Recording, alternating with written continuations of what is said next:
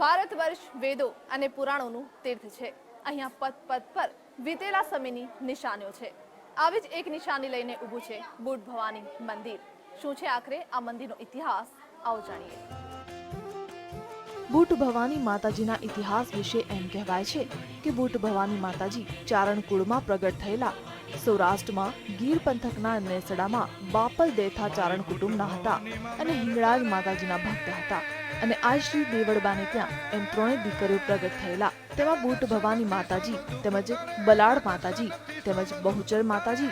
એ રીતે જોવા જઈએ તો બુટ ભવાની માતાજી ભાલ પંથકમાં પ્રગટ થયેલા।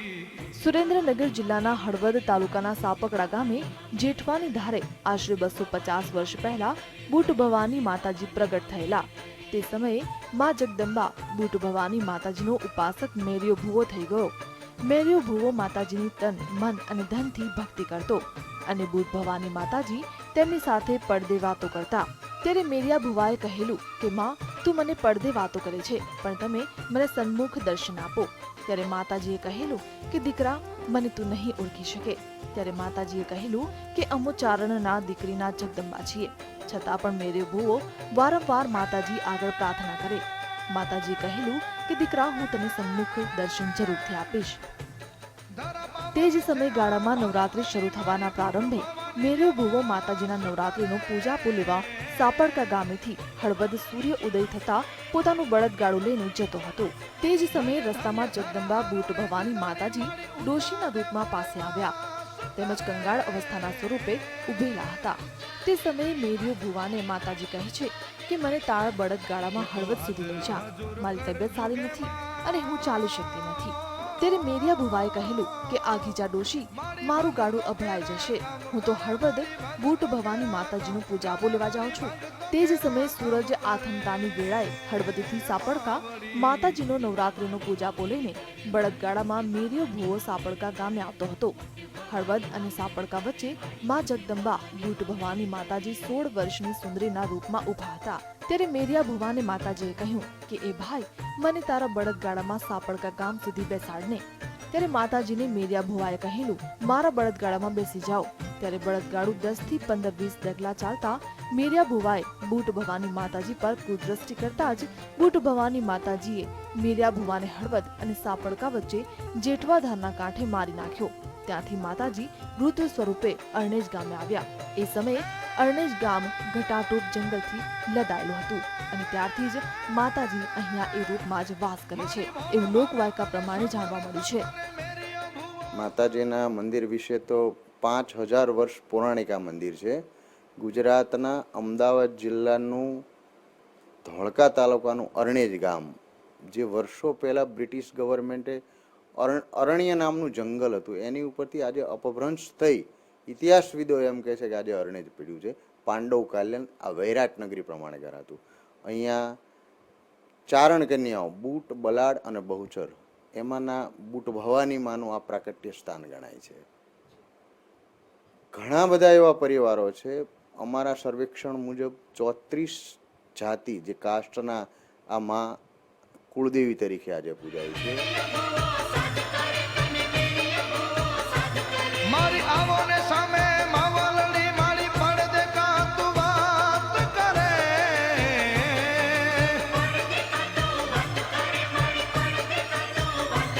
મારી વચન પાડવા આવતી વેલી, મારી મેરિયાની આસ પૂરી કરે, મારી મેરિયાની આસ પૂરી કરે, મારી મેરિયાની આસ પૂરી કરે। હે માવડી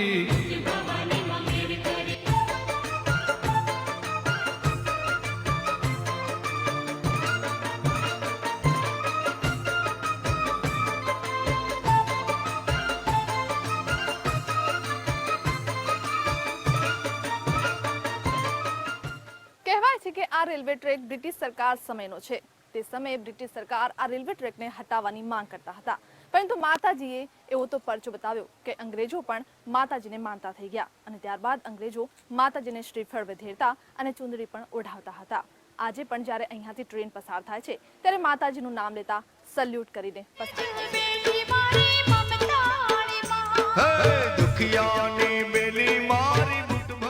છેલ્લા 250 વર્ષથી અહીંયા સતત આસ્થાનું પાલન થઈ રહ્યું છે.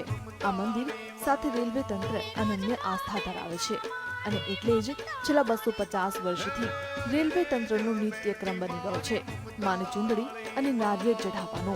કારણ કે છેલ્લા 250 વર્ષથી રેલવે તંત્ર અદા કરી રહ્યું છે માનું ઋણ. તમને થતું હશે કે આખરે રેલવે તંત્ર ઉપર માતાનું એવું તો કયું ઋણ છે? તો આ ઋણ પાછળનો ઇતિહાસ પણ રસપ્રદ છે. કહેવાય છે કે બ્રિટિશ સરકારના સમયમાં અમદાવાદથી ભાવનગર રેલવે લાઇન નખાતી હતી. તે સમયે બ્રિટિશ સરકારના રેલવે ઇજનેરોએ રેલવે લાઇન નાખી હતી. ત્યારે ગાડી ચાલુ કરતા જ તે સમયે રેલવેના ડબ્બા તેમજ પાટા વેર વિખેર થઈ ગયા. એવું 2-3 વાર બનતા બ્રિટિશ સરકારના ઇજનેરોને લાગ્યું કે અહીં કોઈ દૈવી શક્તિનો વાસ છે. તે સમયે અરણેજ બુટ ભવાની માતાજીને ₹100, નારિયેળ અને ચૂંદડી બ્રિટિશ સરકારના વખતથી આપવામાં આવે છે. હાલમાં સેન્ટ્રલ ગવર્મેન્ટ એટલે કે ભારત સરકાર તરફથી આ પ્રથા હજુ પણ ચાલુ છે. અરણેજ ગામના સીમાડેથી રેલવે ગાડી નીકળે ત્યારે વ્હિસલ વગાડવામાં આવે છે. એટલું જ નહીં, એવું પણ કહેવાય છે કે આ સ્થાન પર ગાડીને આગળ ધપાવવા માટે પહેલા સલ્યુટ કરીને માતાજીનું નામ લેવામાં આવે છે. ત્યારબાદ જ ગાડીને આગળ ધપાવવામાં આવે છે. આવું અમે નહીં, પરંતુ અહીંના સ્થાનિકોનું માનવું છે. અરણેજ બુટ ભવાની માતાજીનું પૌરાણિક અને ઐતિહાસિક મંદિર છે. બોટાદથી અમદાવાદ રેલવે લાઇન ઉપર અરણેજ આવેલું છે અને આ માતાજીનો એવો ઇતિહાસ કહે છે આજે વર્ષોથી વાળા કુટુંબને આ માતાજી પ્રસન્ન થયેલા. આજથી ગાડી નીકળેલી રેલવે નખાણી તારથી ₹100 અને નાળિયેર દીવો કેન્દ્ર સરકાર તરફથી બુટ ભવાની માતાજીને કર આવે છે અને આવતા જતા માતાજીને રેલવે ગાડી સલામ ભરે છે. આપ રેલવેનો જે પરચો છે અહીંયા કે દરરોજ સવારમાં માતાજીને શ્રીફળ, ચૂંદડી અને ₹100નો અહીંયા ભોગ ધરાયા બાદ જ આજે પણ અહીંયાથી ટ્રેન પસાર થાય છે. દરેક ટ્રેનના પાયલોટના ડબ્બામાં એક સૂચન બોર્ડ છે જેમાં લખવામાં આવેલું છે અરણેજ વિલેજ ટુ એટેન્ટેન વ્હિસલ. મતલબ કે અરણેજ ગામમાંથી, માતાજીના ધામમાંથી આ ટ્રેનને પણ પ્રસાર થવું હોય તો એક સેલ્યુટ, સલામી આપી એની વિશલ વગાડી અને આજે પણ અહીંયાથી પસાર થાય છે. અને ભાવનગર DRMમાં આ પૈસા જમા થઈ અને ધોળકા પ્રાંતમાં આવીને આ ટ્રસ્ટને આજે પણ આપવામાં આવે છે.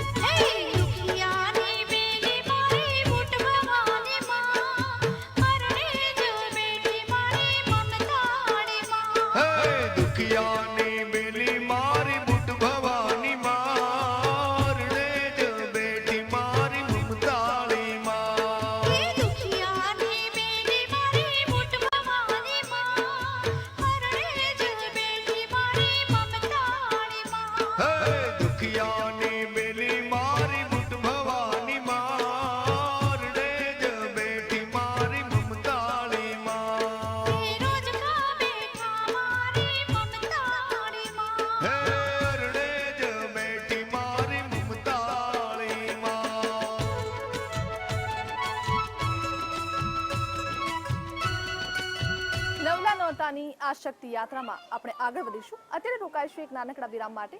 આપ બની રહો અમારી વિશેષ રજૂઆત સાથે.